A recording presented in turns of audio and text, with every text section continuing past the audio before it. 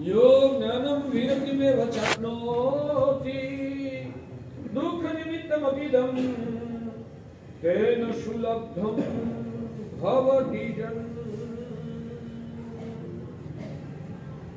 भाग्यशाली हो जी भगवान।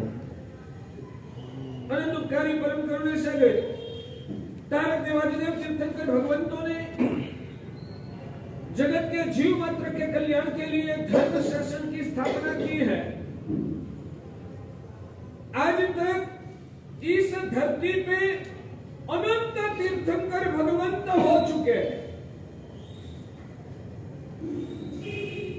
ये काल चक्र चल रहा है, उत्सर पीढ़ी अवसर पीढ़ी, उत्सर पीढ़ी अवसर पीढ़ी, उत्सर पीढ़ी अवसर पीढ़ी, ऐसे अनंत काल से समय परिवर्तित हो रहा है। प्रत्येक उत्सर पीढ़ी में 24 तीर्थंकर होते हैं, प्रत्येक अवसर पीढ़ी में भी 24 तीर्थंकर भगवंत होते हैं। आज तक ऐसी अनंत उत्सर पीढ़ी अवसर पीढ़ियां हो चुकी है और इतनी अवसर पीढ़ी में आज से पहले अनंत तीर्थंकर भगवंत हुए हैं। इस अवसर पीढ़ी में तो भगवान आदिश्वर वगैरह 24 तीर्थंकर भगवंत जो हुए वो तो इस अवसर पीढ़ी में हुए। इससे पहले भी अनंत तीर्थंकर भगवंत हुए हैं और आने वाले भविष्य में भी अनंत तीर्थंकर भगवंत होने वाले हैं। आज भी महाविदेह क्षेत्र जहाँ है वहाँ शिवंदर स्वामी वगैरह 20 तीर्थंकर भगवंत आज भी विद्यमान है और सभी तीर्थंकर भगवंतों ने शारीरिक सम्यक्त्व की स्पर्शना करके जीव मात्र को प्रेम किया। याद रखना भाग्यशाली, जीव तत्व को प्रेम करना और जड़ तत्व के प्रति अनासक्त भाव उजागर करना वो मोक्ष का मार्ग है। जीव तत्व के प्रति प्रेम करना और जड़ तत्व के प्रति अनासक्त भाव वैराग्य भाव को उजागर करना वो मोक्ष का मार्ग है। ये जो आत्मा की शुद्धि का अंतरंग स्वरूप है, धर्म का ये लक्षण है, वो हम भूल गए। सिर्फ तपस्या करना या तो ज्यादा से ज्यादा थोड़ा विधि विधान कर लेना, इसको ही हमने आत्म कल्याण का मार्ग समझ लिया है। वो सब मार्ग भगवान अरिहंत प्रभु ने ही दिखाया, मगर वो किया हुआ तब और विधि विधान वो आत्मा के साथ जुड़ाव करके आत्म भाव को उजागर करने की प्रक्रिया है। मोक्ष का अनंतर हेतु है जीव मात्र के प्रति प्रेम करना और जड़ पदार्थ मात्र के प्रति वैराग्य भाव, अनासक्त भाव, पराया बना की बुद्धि करना। उसमें से मेरा कुछ नहीं है, ये सब तो पुद्गल की लीला है और मैं तो चैतन्य स्वरूप आत्मा हूँ।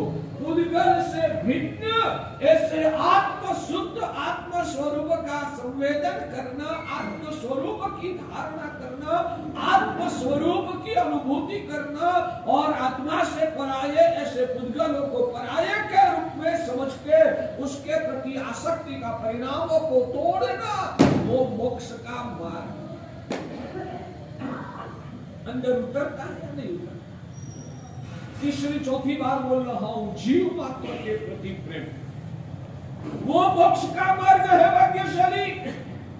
इसलिए जितने भी तीर्थंकर भगवंत हुए ना, सभी तीर्थंकर भगवंतों ने विश्व के जीव मात्र के प्रति प्रेम किया। उसमें मेरा भी नंबर था। जब मैं निगोद में था तब भी वो भगवान ने मेरे पर प्यार किया था। सिर्फ सामने आए हुए जीवों को ही भगवान प्रेम करते थे।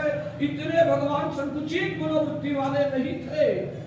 खुद के सामने आए हुए नहीं, जिन्होंने अभी मनुष्य का भाव भी नहीं पाया है, तिर्यंच की योनि में जो भटक रहे, नरक की गति में पाप कर्म की शिक्षाओं को जो सहन करते हैं, या तो मोह माया से मूढ़ बनकर संसार की लीलाओं में जो चकचूर फंसे हैं, वैसे देवगति के देवों के प्रति भी भगवान ने प्रेम, दया और करुणा का भाव रखा। और आज मुक्ति का ये परम हेतु है, जिसको हमने हमारे जीवन में कोई प्राधान्य ही नहीं दिया है। मासक शमन करने वाले मासक शमन कर लेते हैं, मगर ये जो तत्व को अंदर में आत्मसात करना है, भावित करना है, अंदर के ये जीव मात्र के प्रति प्रेम की परिणाम की धारा को उजागर करना है, उस तरफ तो हमने ध्यान भी केंद्रित नहीं किया, अभी तक तो नहीं किया है। अब करना है या नहीं करना? ये प्रदूषण पर्व आ रहा है नजदीक में, 1 महीना 1.5 महीना के बाद प्रदूषण पर्व आएगा।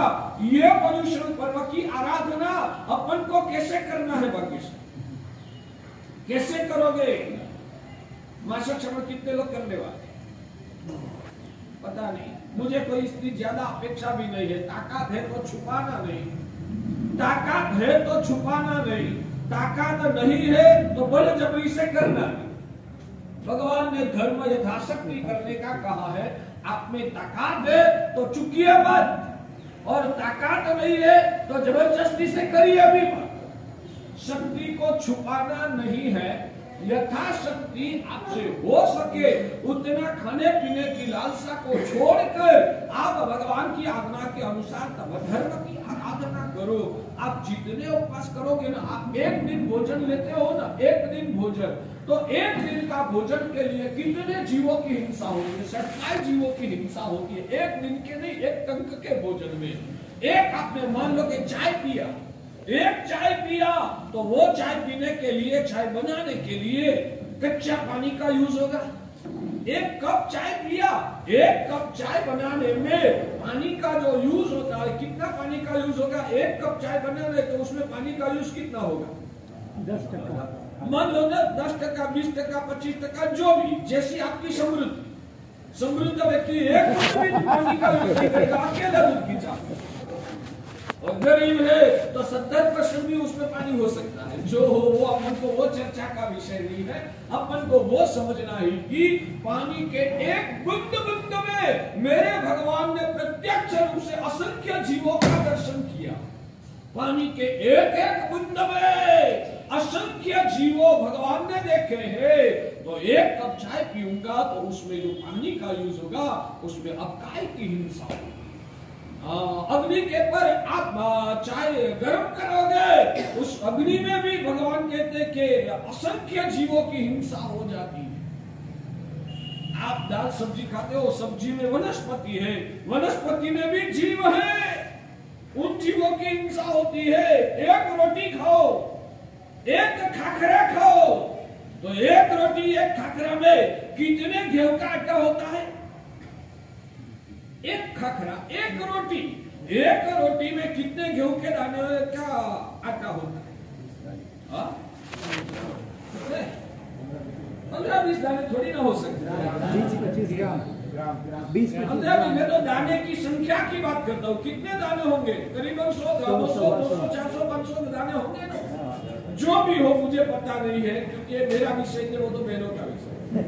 फिर भी एक खाखरा या एक रोटी में जो भी 200-500 गेहूं का आटा होता होगा, इतना तो होगा ना करीब अंदर। जो भी हो, तो एक एक गेहूं के दाने में भगवान ने जीव बताया, एक एक गेहूं के दाने में भगवान ने जीव का दर्शन किया। नमक रोटी या सब्जी या दाल में नमक डालोगे या नहीं डालोगे? नमक के भी कणकण में भगवान ने जीव दिखे। तो इतने जीवों का संहार करने के बाद हमारा एक टंक का भोजन। सच में कहूं, हमारे वहां भगवान कहते हैं, जैसे कि अभी उदयरत्न विजय जी ने गोली और पावर की बात बताई ना। एक गोली है 2 mm की गोली, वो उसका कद है, मगर अंदर पावर कितना है? पावर के आधार पर 150 पावर की गोली, उसका भी कद तो उतना ही होता है। 300 पावर की गोली में भी कद तो उतना ही होता है, या 500 पावर की गोली में भी कद तो उतना ही होता है। महत्व अंदर में रहा हुआ पावर का। वैसे क्रिया तो वो ही है, मगर अंदर में समझदारी, भावधारा और परिणति वो जितना प्रबल है। भगवान कहते कि एक एकासना आप भी करो, एक एकासना दूसरी साधक आत्मा भी करे। एक एकासना करते करते साधक आत्मा को केवल ज्ञान की भी प्राप्ति हो सकती है। दूसरे साधक आत्मा को एक एकासना करते करते सम्यक दर्शन भी निर्मल हो सकता है। और तीसरी आत्मा को एक एकासना करते थोड़ा सा पुण्य ही उपार्जन होता है, उससे ज्यादा फल उनको नहीं मिलता। परिणति के पर सब परिणाम निर्भर है। समझ में आता है? तो आप छोटी सी भी तपस्या करो, मगर आज मैंने एक दिन उपवास किया तो 3 टाइम का मेरा जो खाने का था उसमें कितने जीवों की हिंसा होने वाली थी, वो सब हिंसा मेरे निमित्त से होने वाली अटक गई। भगवान की कितनी कृपा, प्रभु ने मुझे आज इस पाप से बचा लिया। आज इतने जीवों को मेरे निमित्त से अभयदान मिल गया। क्या मेरी पर भगवान की कृपा है, मेरा सौभाग्य है, मेरा आज का दिन सफल है, क्योंकि मैं हिंसा के पाप से बच गया। उपवास तो करते ही हो और पूरा होने वाला ही है, पूरा दिन आप भूखा ही रहने वाले हो, मगर इतना परिणाम की धारा अंदर में आप मिला दो न तो आपका तप अमृत हो जाए। ये तप उपवास तो आपने किया ही है, मगर उसमें इतना भाव को मिला दो तो वो आपकी क्रिया अमृत क्रिया हो सकती है भाग्यशाली। और वो भाव को नहीं मिलाया तो आपकी तपस्या सिर्फ मिट्टी जैसे पुरवार हो। समझ में आता है पुण्यशाली? तो ये भाव धारा को अंदर से भावित करने का पुरुषार्थ प्रयत्न हमने कितनी बार किया। अरे मैं तो कहता हूँ उपवास की बात छोड़ो ना, काशी किया तो भी ये रात्रि भोजन का तो त्याग किया ना आपने। रात्रि भोजन का त्याग जो मैंने नहीं किया होता, कल मैंने रात्रि भोजन का त्याग नहीं किया होता तो रात्रि के टाइम में मैंने पानी पिया होता, 1 गिलास पानी में कितने जीवों की हिंसा होती। कल मैंने चाय पिया होता या रात्रि के समय मैंने नाश्ता किया होता तो उसमें कितने जीवों का संहार हो जाता। हमारे वहां कहा जाता है कि रात्रि भोजन का त्याग करो, यानी कि आधा उपवास माना जाता है। रात्रि भोजन का त्याग करो न तो आधा उपवास माना जाता है। कल शाम से आज सुबह तक, सूर्यास्त से सूर्योदय तक हमने कुछ खाया नहीं, कुछ पिया नहीं, तो आधा उपवास हो गया ना। और ये आधा उपवास में जो हिंसा खाने पीने से होने वाली थी, उन जीवों को तो मेरी ओर से अभयदान हो गया। भगवान की कितनी कृपा। और दूसरे नंबर में मेरी भी लालसा कम होगी, मेरी जो भोग वृत्तियां पर कंट्रोल हो जाएगा। तो ये भोग वृत्तियां पे कंट्रोल होने की वजह से अंदर में डूबने का रास्ता खुलेगा। वो सब फायदा वो तो अलग प्रकार का। यानी कि हमारे वहां ज्ञानी भगवंत कहते हैं कि ध्यान से सुनिए, आप कोई भी छोटी बड़ी आराधना करो, उस आराधना के दौरान समझदारी से उनके पर अहोभाव धारण करके वैसी परिणति से वांछित होना, वो ही धर्म का मर्म है।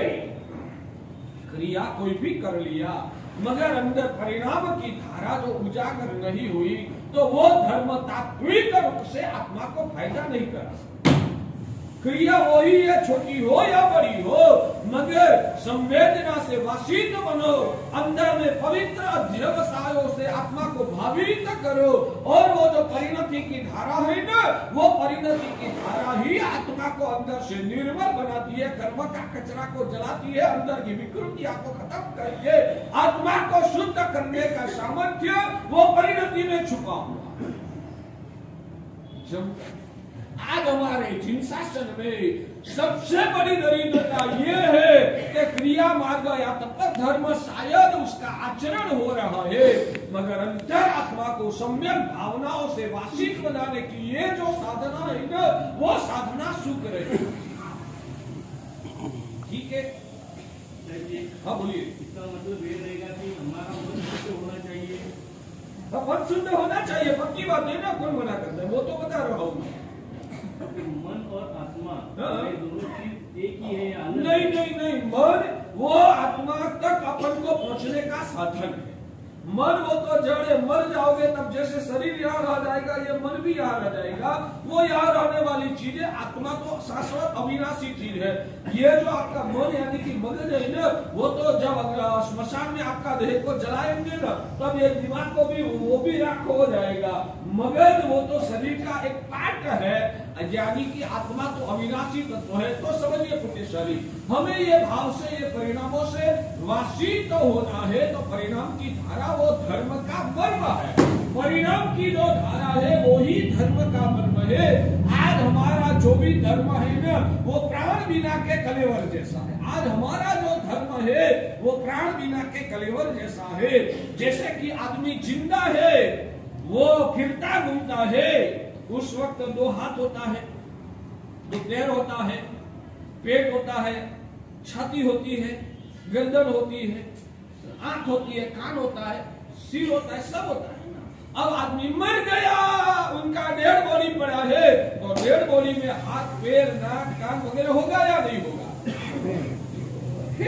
मगर अंदर में प्राण निकल गया, तो प्राण निकलने के बाद बिना प्राण का कलेवर का जैसे कोई मूल्य नहीं है। बिना प्राण कलेवर का जैसे कोई मूल्य नहीं है। वैसे ऐसी आध्यात्मिक भावनाओं से वासित होने के बिना ये किया हुआ धर्म रूप कलेवर है, उसका आध्यात्मिक दृष्टि से, तात्विक रूप से उसका कोई मूल्य नहीं है भाग्यशाली। यानी कि आप भ्रमणा में रहते हो, मैंने इतना धर्म कर लिया। भगवान कहते कि वास्तव में तो आपको अभी धर्म का स्पर्श भी नहीं हुआ। ठीक है, तो ये समझ के अब जो भी छोटी बड़ी क्रिया करे उसको समझदारी से, सम्य भाव से वासित बनाना है। तो मोक्ष मार्ग में परम भाव क्या है? तो जीव मात्र के प्रति आत्मौपम्य का परिणाम जहां होता है, वहां से तात्विक धर्म की शुरुआत होती है। जीव मात्र में जीवत्व का दर्शन करना, जीव मात्र को अपने सच्चे हृदय से प्रेम करके सभी का कल्याण की भावना करना। आज वो हमारी भावना सूख गई है कली काल के प्रभाव से, कली काल के प्रभाव से और दुनिया में छाया हुआ भौतिकवाद का आक्रमण की वजह से हमारा अंदर का चैतन्य जो है ना, वो भी दब गया। दोबारा बोलो, कली काल के प्रभाव से और भौतिकतावाद का आक्रमण की वजह से हमारी अंतरंग जो भाव चेतना है वो आज आच्छादित हो रही है। अंदर का शुभ परिणाम हमारा दब गया है और हम भी इतने भौतिकता के गुलाम हुए हैं कि हमको भी पूरी दुनिया में वही दिखता है। तो ये हमारी जो बददशा है उसको समझकर हमें उसमें से बाहर निकलने की कोशिश करना है। आज से ये साधना, ये पर्युषण पर्व की आराधना इस वक्त आप कैसे करोगे? तो पर्युषण आने से पहले ये समझदारी को विकसित करना है। जीव मात्र में जीवत्व का दर्शन करना है, क्षमापना करना है। क्षमापना वो पर्युषण का प्राण कहा जाता है। क्षमापना वो पर्युषण का प्राण कहा जाता है। और वो क्षमापना कब कैसे हो पाएगी? जीव मात्र में जीवत्व का दर्शन होगा, उनका शुद्ध चैतन्य का दर्शन जब होगा, तब उन्होंने किया हुआ अपराध भी आपको मामूली लगेगा, उसके पर से आपका ध्यान हट जाएगा और उनका जीवत्व के प्रति प्रेम भाव होगा।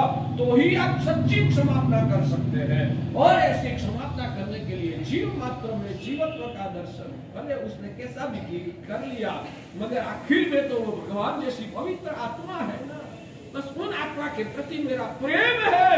वो परिणाम उजागर होने के बिना सच्ची क्षमापना भी नहीं हो सकती। जमता है भगवान अरिहंत क्यों बने?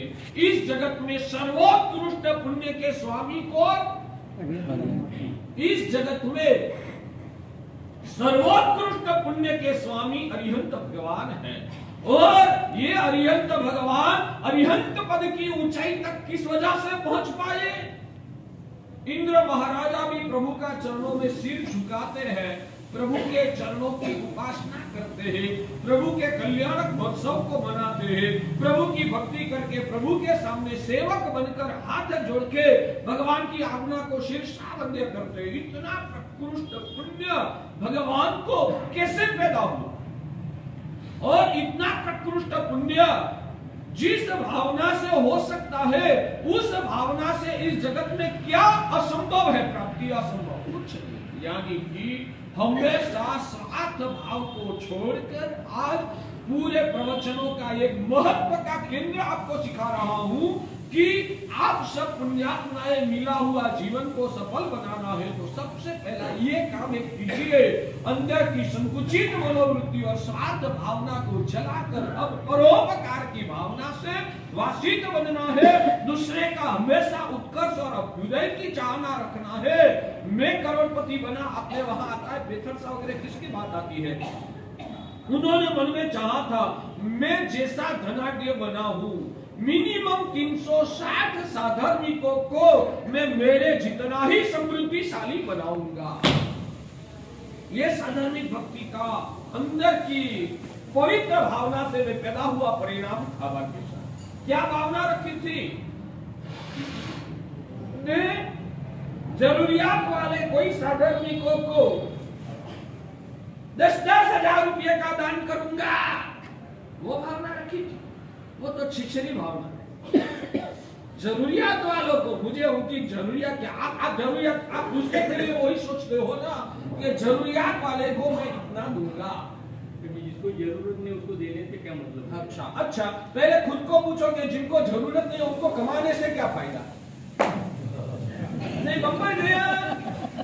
बम्पर गया तो दोबारा बोलू। उन्होंने प्रश्न किया कि जिनको जरूरत नहीं है उनको देने से क्या फायदा?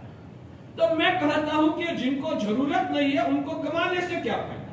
कमाएंगे तो दे पाएंगे ना। मगर देने की जरूरत कहाँ है? सामयिक करो ना, प्रतिक्रमण करो ना, कमाने की क्या जरूरत है?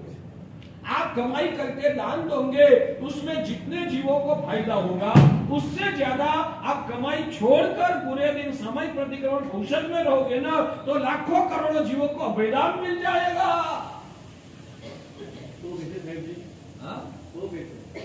तो कैसे मिलेगा?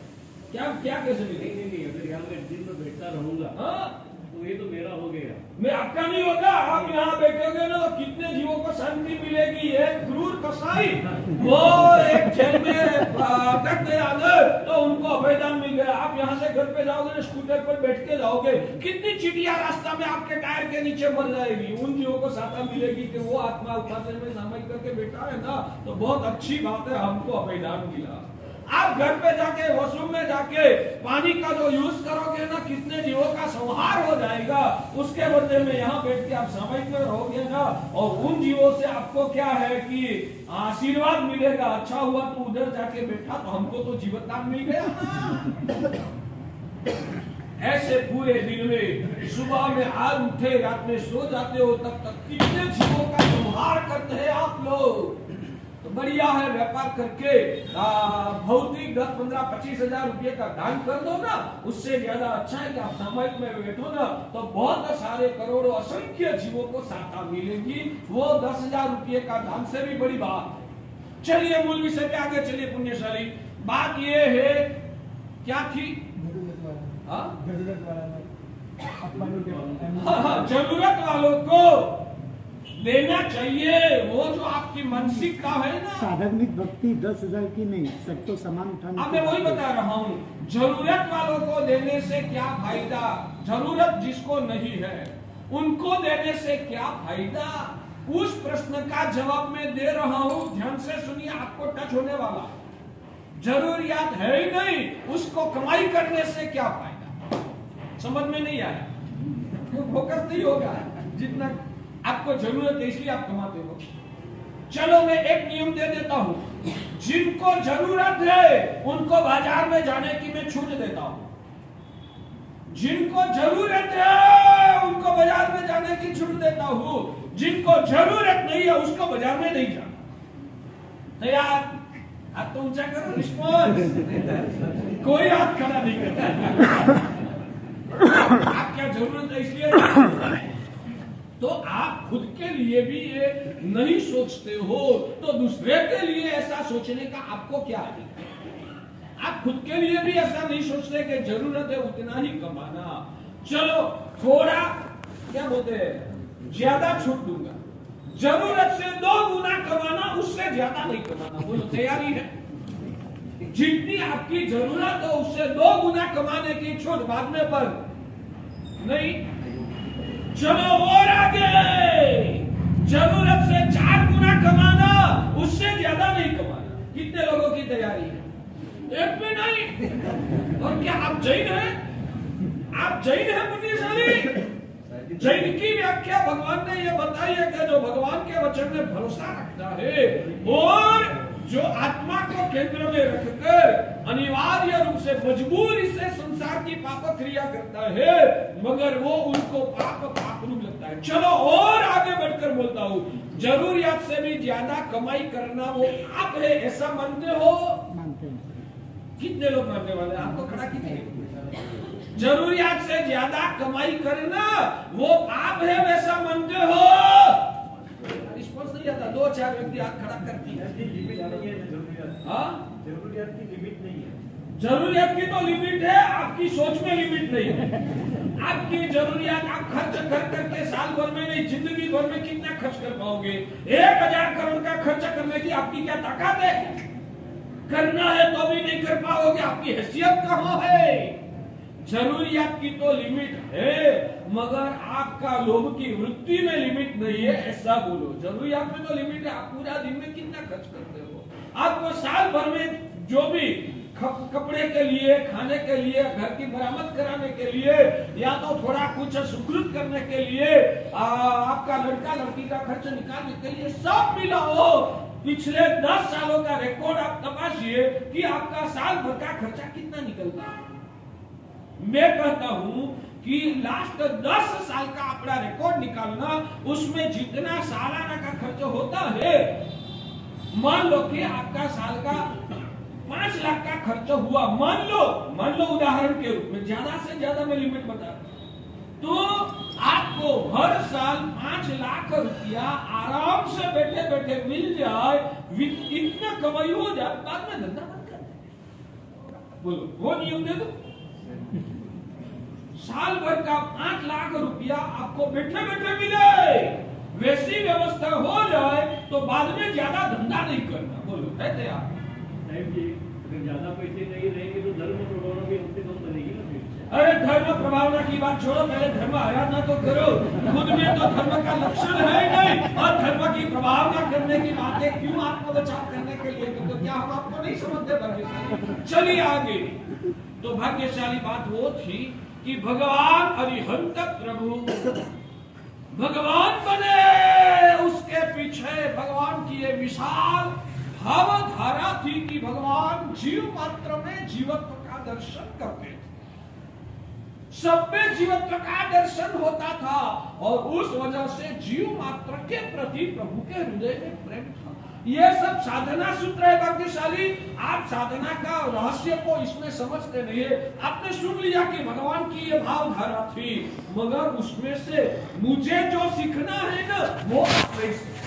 उसमें से सीखना है कि मुझे भी भगवान मिलना है, तो मुझे भी अब से मेरी सोच में, मेरी वृत्तियों में मुझे परिवर्तन लाना होगा। अब से मैं हर जीवात्माओं में जीवत्व का दर्शन करके सच्चे हृदय से मैं उन सभी को प्रेम करूंगा, उनका भला चाहूंगा, उनको मैं सता दूंगा, उनको सहाय करूंगा, उनको ऊंचा उठाने की कोशिश करूंगा, और उनका अभ्युदय देख देख के मैं खुशी महसूस करूंगा। ये साधना सूत्र है भाग्यशाली। मैं बहुत बार कहता हूँ, पलाठी लगा के 3 घंटा कटार बैठ गया, हिलता भी नहीं। आप कहोगे क्या अद्भुत साधना, कहोगे ना? 3 घंटा वो हिलता भी नहीं है, आंख भी पलकारा भी लगाता नहीं है, एक स्थिर हो गया। आपको लगता है क्या साधना है? मैं कहता हूँ मेरे हिसाब से वो वास्तविक साधना नहीं है। वास्तविक साधना वो है कि अंदर की मलिन वृत्तियों को मिटा, वो वास्तविक साधना है भाग्यशाली। और इस वजह से बस मुझे अंदर की मलिन वृत्ति की जो मलिनता को जलाना है, और जीव मात्र को मैं प्रेम करूंगा। आज तक मेरी ये अंदर की दुष्ट वृत्ति है कि कोई व्यक्ति मेरे से आगे निकल जाता है ना, तो जलन शुरू हो जाती है। अब से मैं ये भगवान की महिमा का श्रवण करके अंदर से निर्धार कर रहा हूं कि कोई भी व्यक्ति मेरे से आगे जाएगा ना, मैं जलूंगा नहीं। मगर गुरुदेव आदत हो गई है तो क्या? तो जब भी जलन हो जाए ना, जलन होना वो चारित्र मोहनीय का उदय है। मगर भगवान कहते कि जो सम्यक दर्शन प्रकट हो गया तो चारित्र मोहनीय कर्म के उदय की वजह से जलन हो जाएगी। मगर जलन होते होते अंदर से आवाज आएगा कि मेरी ये जलन जो है वो गलत है। जलन को नहीं अटका सकते हो, मगर मेरी जलन गलत है, ये जलन का संस्कार खत्म होना चाहिए। उतनी तो आवाज निकल सकती है, उतनी तो आवाज निकल सकती है या नहीं निकल सकती है? कोई भी व्यक्ति को मेरे से आगे निकल गया, वो आगे निकला है ना खुद के पुण्य से आगे बढ़ा। वो जो आगे बढ़ा है ना वो खुद के पुण्य से आगे बढ़ा है। तो उस वक्त मेरा जलने से उनको कोई फर्क पड़ने वाला नहीं है। वो जो आगे बढ़ा है वो खुद के पुण्य से आगे बढ़ा है, तो मेरा जलने से उनको कोई फर्क पड़ने वाला नहीं है।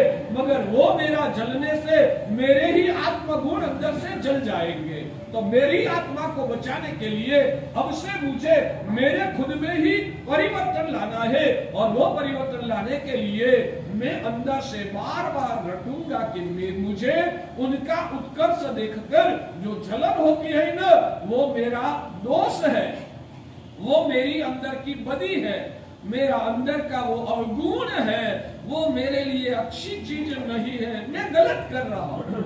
मुझे ऐसा जलन नहीं होना चाहिए। आज मुझे पता चला है कि मेरा ये जलन मेरा दोष है।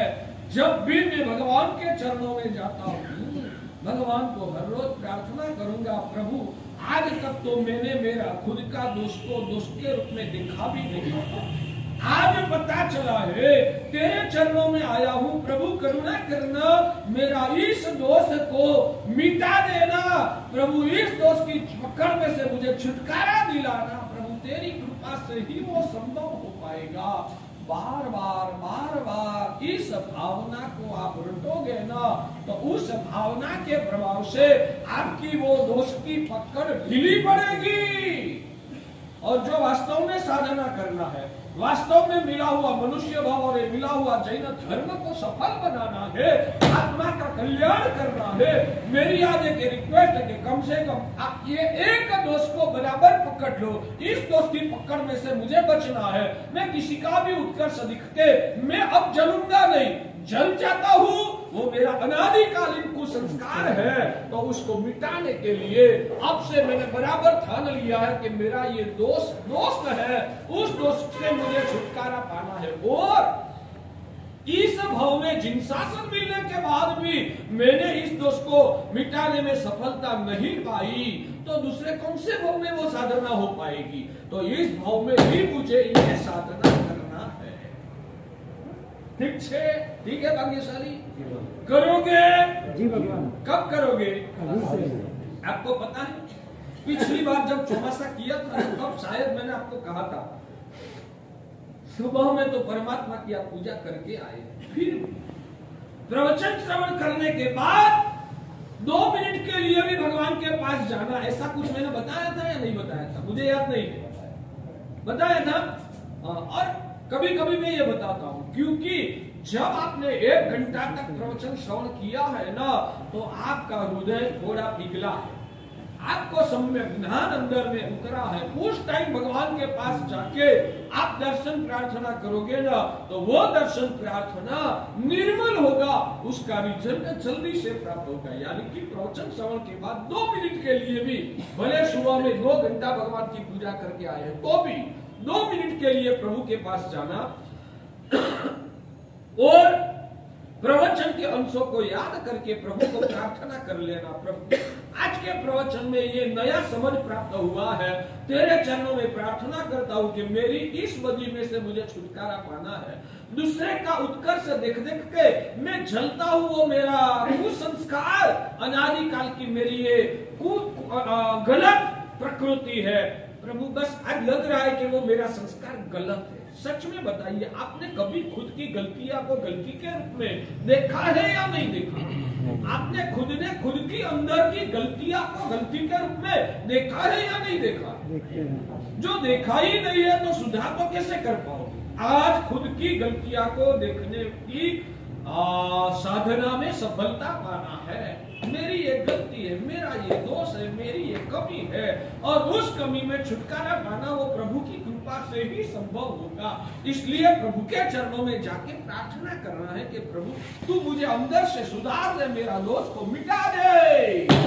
आज पूरे चौमासे के प्रवचनों में से इतना भी सीख लोगे ना, किसी का उत्कर्ष देखकर मुझे जलना नहीं है, और किसी का उत्कर्ष देख के आज ये सुवर्ण सूत्र बता रहा हूं, आपको आगे बढ़ना है, जी भगवान। आपको आगे बढ़ना है जी भगवान। उसका राजमार्ग सिखा दो आज। भौतिक रूप में भी, भौतिक रूप में भी, आध्यात्मिक जगत में तो वो सिद्धांत लागू होता ही है, भौतिक रूप से भी आपको जो आगे बढ़ना है ना, तो मेरे भगवान ने कहा है दूसरे का उत्कर्ष को देखकर जो तू खुशी महसूस करता है, दूसरे का उत्कर्ष को देखकर तू खुशी महसूस करता है, तो तेरा पुण्य इतना बढ़ता है कि वैसा उत्कर्ष जन्मांतर में भी तुझे प्राप्त हो जाता। दूसरे का उत्कर्ष देखकर तू खुशी होता है, तो तेरा पुण्य इतना बढ़ता है कि तुझे खुद को वैसी चीज प्राप्त हो जाती। धर्म भावना क्या संसारिक अवस्था? अरे कोई भी भावना, भौतिक जगत की मैंने बात बताया। तो फिर अनर्थ दंड का पाप लगता नहीं जाएगा? आपकी अनर्थ दंड का त्याग की आत्मा की भूमिका उजागर हो गई है। लेकिन आपकी मैं जो पूछूं वो बताइए, आपकी अनर्थ दंड का आपकी जो भूमिका है वो उजागर हो गई है? सोचते तो है ही ना उसके बारे में, सोचता तो हूँ। क्या सोचते हो? कि अनर्थ दंड का पाप लग रहा है, उसकी संसारिक प्रवृत्ति। तो अभी तो जो अनर्थ का दंड का पाप चल रहा है उसको तो छोड़ो पुण्यशाली। लेकिन साहब मेरा ऐसा क्या, मेरी बात सुनो, हमारे वहाँ 5 तिथि लीलोतरी खाना नहीं है, मगर भगवान के चरणों में तो 5 तिथि भी फल फ्रूट पूजा भगवान की तो करना ही है। मेरे जीवन में मुझे संयम रखना है, सभी के लिए मुझे वो सोचना नहीं है। हमारे वहाँ भगवान ने वहां तक बताया कि साधु को खुद को हमेशा पचखान क्या करना चाहिए, साधु को खुद को हमेशा पचखान क्या करना चाहिए, मिनिमम एकाशना करने का भगवान की आज्ञा है। मगर वो ही भगवान ने सामने वाले पाने में लिखा, सामने वाले पत्ते पर लिखा कि तुझे तो जिंदगी पर्यंत एकाशना को निष्ठा से पकड़ के रखना है, और दूसरे जो गुरु भगवान नवकाशी का भी पचखान करते हैं ना, तो भक्ति भाव से लाके गोचरी खिलाना। समझ में आता है? मुझे मेरी खुद की कमाई के बारे में परिग्रह परिमाण करना है। मैं कमाई अल्प करूंगा, थोड़े से जीवन निभाऊंगा, वो मेरे लिए है, मगर जिसको दान दे रहा हूं उनको कम ही होना चाहिए, उनको परिग्रह परिमाण करना वो तुझे सोचने की तेरी भूमिका नहीं है, वो तो गुरु सोचेंगे भाग्यशाली। वो जो पेटर्स आया जिनकी भी बात है कि 360 साधर्मिकों को मेरे जैसा बनाऊंगा, वैसा जिसने भी जो पेटर्स आया अबू सेठ ने सोचा था, तो वो अबू सेठ ने क्या ऐसा सोचा था कि अबू सेठ के पास कितनी संपत्ति थी, कितनी थी? हाँ, बहुत सारी तो है, मगर कितनी? 1 करोड़ सोना मूर्ति, 18 करोड़ मुझे याद नहीं है, जितनी भी थी। क्या जीवन में इतनी जरूरत थी? जीवन में उनका उस जमाने में तो 1 सोना से तो पूरे महीना भर का नहीं, साल भर का शायद खर्च निकल जाता होगा, उतनी महंगाई थी उस जमाने में। अबू सेठ ने क्या सोचा, क्या सोचा? मैं करोड़ों का मालिक बनूंगा, 360 साधर्मिकों को ऐसा बनाऊंगा कि उनके जीवन में घर का खर्च निकल जाए, उतनी प्राप्ति करा दूंगा, वैसा सोचा था। तो क्या सोचा था? मेरा जैसा बनाऊंगा। तो उसका मतलब क्या? उनका जरूरियात से ज्यादा बढ़ जाएगा तो अनर्थ का पाप किसको लगेगा? अबू सेठ को लगेगा। क्या अबू सेठ को पाप लगेगा? शास्त्र में नोंद इसे ऐसे किया है कि अबू सेठ ने गलत सोच के उन सभी को जीवन में परिग्रह बढ़ाने का पाप की भावना रखकर अबू सेठ ने पाप कर्म का संचय किया, वैसे शास्त्र में निरूपण बताया है। क्या बताया था? मालूम नहीं है मुझे। मालूम नहीं है मुझे। कभी कोई गुरु भगवान ने ऐसा सुनाया भी सही ना। क्यों नहीं सुनाया? अनुमोदना किया गुरु भगवंतों ने? नहीं किया। गुरु भगवान पाठ के प्रवचन पर बैठकर जब अबू शेठ का जीवन की बातें करते कि अबू शेठ ने ये भावना रखी, सिर्फ भावना ही रख के अटक नहीं गए। अबू शेठ ने 360 लोगों को अपने जैसे समृद्ध बना दिया। वैसा जब गुरु महाराज बोलते हैं तब गुरु महाराज साथ में वैसा बोलते ही है ना कि अबू शेठ ने कितना बड़ा पाप किया, क्यों नहीं बोलते हैं? किस भावना से वो व्यक्त करते हैं? अच्छा किया वही बताते हैं ना, अनुमोदना के भाव से। वहां अनर्थ दंड का पाप नहीं लगा होगा। यानी कि अनर्थ दंड का पाप खुद के परिमाण की भावना को तोड़कर अंदर में तृष्णा महत्वाकांक्षा को पोषने से होता है। दूसरे का अभ्युदय चाहने से आपको अनर्थ दंड का पाप नहीं लगता है। मैं वो बता रहा हूँ। बाकी तो साहब जी आपने कहा कि किसी का उत्कर्ष उसके पुण्य से होता है, हाँ। तो मेरे मन में अगर ये भावना जगे कि पुण्य बढ़ा के उत्कर्ष पाऊं तो? पुण्य बढ़ा के, किसका पुण्य बढ़ा के? मेरा खुद का। खुद का पुण्य का स्वार्थ की भावना ही नहीं रखना है। वो तो मैंने पहला सिखाया आपको, वो पाठ आप भूल के आगे चले। पहले ही मैंने वो पाठ तो सिखाया कि स्वार्थ की संकुचित मनोवृत्तियों को तो मन में रखना ही नहीं है। दूसरे का भला चाह के आपकी जो संकुचित मनोवृत्तियां की जो क्षुद्र वृत्ति है ना, उस क्षुद्र वृत्ति को आप जला दो, इतना ही मेरा कहने का भाव है। तो ये सोच आए तो मेरे अंदर से मैं क्या भावना रखना? बस यही भावना रखना, सभी का उत्कर्ष हो वही भावना रखना है। आपको दूसरा कुछ सोचना ही नहीं है लंबा चौड़ा। आपको लंबा चौड़ा सोचना ही नहीं है। सबको मेरे से ज्यादा मिलना चाहिए, उतना ही भाव रख के दूसरे का जीवन का सुख देख देख के खुशी महसूस करो। बस आपका लेवल उतना ही है। भाग्यशाली जमता है।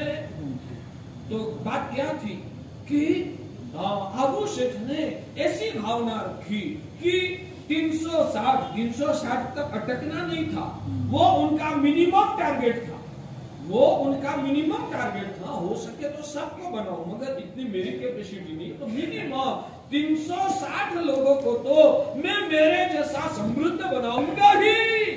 साधर्मिक के पर प्रेम किसको कहा जाता है? जरूरियात वालों को ही देना है, जरूरियात वालों को देना है। वो शायद अनुकंपा के बारे में बताया। हमारे वहां अनुकंपा और साधर्मिक भक्ति में भी हम लोगों ने गड़बड़ कर दिया। साधर्मिक वो भक्ति का विषय है, दया का विषय नहीं है। अनुकंपा वो दया का विषय है। समझो, आप लोगों को तो प्रवचन श्रवण करना ही नहीं है।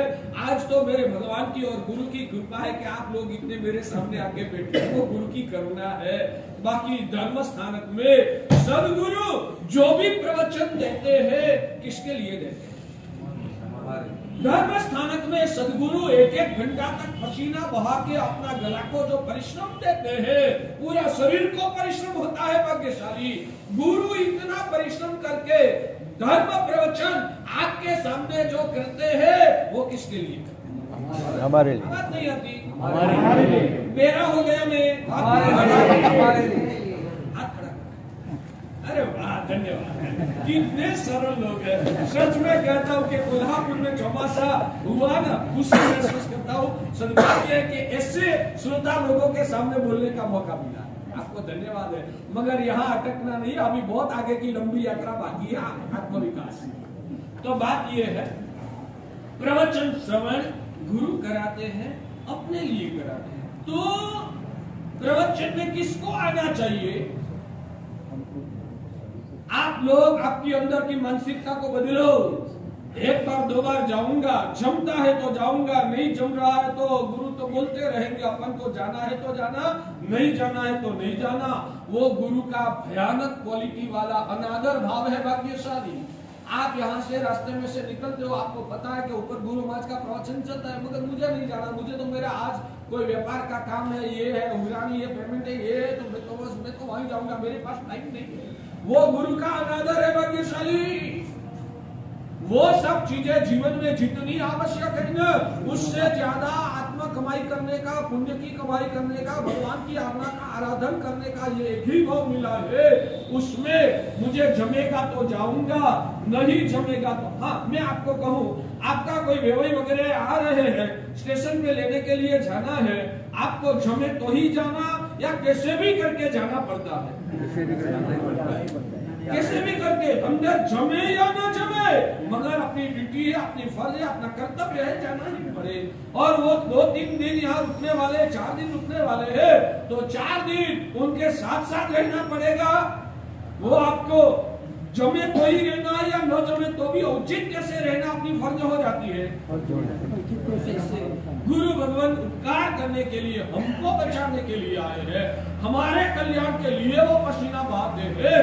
तो उनका प्रवचन मुझे जमे या न जमे, मगर श्रद्धा और बहुमान से मेरा कर्तव्य बनता है कि वो जब भी पाठ पे आए उससे पहले मुझे प्रवचन सभा में हाजिर हो जाना।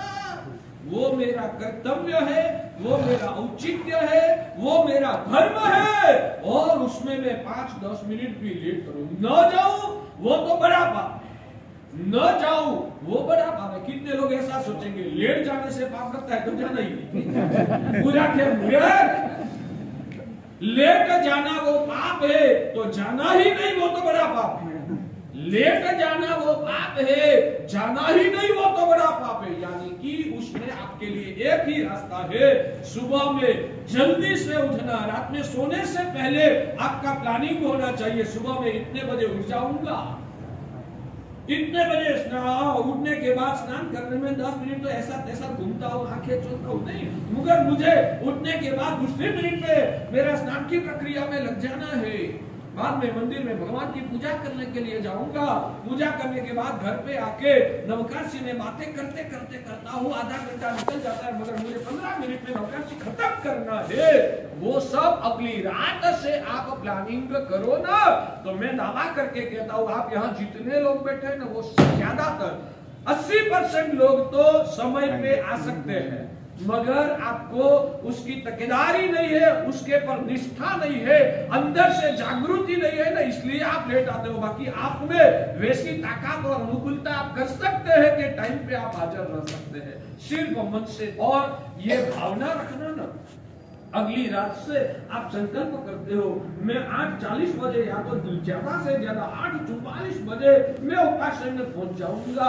वैसा रात्रि में सोने से पहले आप संकल्प करते हैं ना, आपका पुण्य बढ़ने की शुरुआत कहां से होती है? रात से शुरू हो जाती है। यह आपकी भाव की निर्मलता, जो अंदर में गुरु के प्रति अहोभाव, खुद का कर्तव्य के प्रति निष्ठा का जो परिणाम की वजह से भगवान कहते कि रात्रि के समय सोते सोते भी आपको पुण्य कर्म का संचय होता है। आपकी आत्मा की आंशिक रूप से वहां शुद्धि शुरू हो जाती है। हमारे वहां कहते हैं एक एक उड़गलू भरे शत्रुंजा समझे, ऋषभ कहे भव कोड़े ना कर्म खपावे थे। सुना है शत्रुंजय तीर्थ की यात्रा के लिए पुण्य की शुरुआत कब से हो जाती है? एक उड़गलू भरे, घर से आप निकलते हो ना, तब से आपका पुण्य की शुरुआत हो जाती है। और निश्चय नहीं से तो उससे भी पहले जब मन से भाव किया कि मुझे जाना है, तब से शुरुआत होती है। क्या वो शत्रुंजय की यात्रा के लिए ही है या हर प्रकार की साधना का यह प्रतीक है? पूजा करने के लिए भी जाने का मन बनाया ना, तब से भगवान कहते कि आपकी आत्म शुद्धि शुरू हो जाती है। गुरु का वंदन करके धन्य बनना है, भाव किया, घर से निकलो तब से नहीं, भाव बनाया कि गुरु के पास जाना है, उस पल से आपकी पुण्य की वृद्धि शुरू हो जाती है। भाग्य से तो व्याख्यान मुझे टाइम पे पहुंचना, मेरे भगवान ये टाइम पे व्याख्यान पहुंचना वो किसकी आज्ञा है? टाइम पे व्याख्यान पे पहुंचना वो आज्ञा किसकी है? बोले बड़े आवाज से, किसकी आज्ञा है? भगवान की आज्ञा है। शायद आप कितना भी जल्दी करो, दौड़ धाम करो, तो भी शायद 5-10 मिनट लेट हो जाओ, वो हो सकता है, वो शक्य है कि आप कितना भी जल्दी करो फिर भी हो जाता है। मगर भगवान कहते हैं कि इस टाइम आप दौड़ भाग करने की कोशिश करते हो, तब आप आराधक है या विराट? क्योंकि मन में भाव वो है मेरे भगवान की आज्ञा है, मेरे गुरु जो भी बोलने वाले हैं वो मेरे लिए बोलने वाले हैं। मैं 10 मिनट लेट पहुंचूंगा तो शुरू में 10 मिनट उन्होंने जो परिश्रम किया मैंने उसका अनादर कर दिया, मुझे कर्म का बंध होता है, मैं गलत कर रहा हूँ, मेरा फर्ज है, विनय है, गुरु पाठ पे आए उससे पहले मुझे पहुंचना है। रात्रि से आपने प्लानिंग बनाया और हर क्रिया करने के दौरान आपके अंतर मन में वही जागृति है कि मुझे टाइम पे पहुंचना है। शायद लेट भी पड़ गए तो भी भगवान कहते तेरी जागृति की वजह से तू आ गया। और होता है चलता जाता हूँ, क्या फर्क होता है, 10 मिनट लेट जाऊंगा, मुझे क्या फर्क। गुरु महाराज को 9:45 बजे पाठ पे आना वो उनकी जिम्मेदारी, गुरु महाराज को 8:45 बजे पाठ पे आना वो उनकी जिम्मेदारी, मेरी थोड़ी ना जिम्मेदारी, मैं तो कभी भी जा सकता। तो वो गुरु का अनादर आपका संसार को बढ़ाता है, भाग्यशाली, समझ में आता है। ठीक है, आप सब हलू कर्मी है, इसलिए मैं इतना खुल के बोलता हूँ। आप जो भारे कर्मी होते या नादान होते या अंदर से आप कठोर होते हैं ना, तो मैं बोलता भी नहीं, जिनकी जैसी धुनी दमेता, मगर मुझे आप में लायकात दिखती है और लगता है कि आप जागरूक होके आप सम्यक मर्यादा का पालन करोगे, वैसा आपके लिए मुझे भरोसा है, इसलिए मैं आपको ये सिखा रहा हूं। सच में कहूं, गुरु का आदर किसको कहा जाता है? गुरु महाराज अपने आसन पे बैठे हो, टाइम आने पर हमें गुरु जी हमारो अंतर्ज्ञान करके विनय से निमंत्रण देना है कि गुरुदेव कृपा करो, हमको आत्मज्ञान का प्रदान करो, गुरुदेव हमारे अंदर के दोषों को मिटाने के लिए आप कुछ करुणा करो, अब गुरुदेव भगवान की वाणी सुनाओ, वैसी विनंती आपकी होनी चाहिए। और उस विनंती के बाद गुरु पधारे, वो दोनों का औचित्य कलिकाल है। मैं ये अपेक्षा रखूंगा तो साहिब व्याख्यान ही नहीं हो पाए।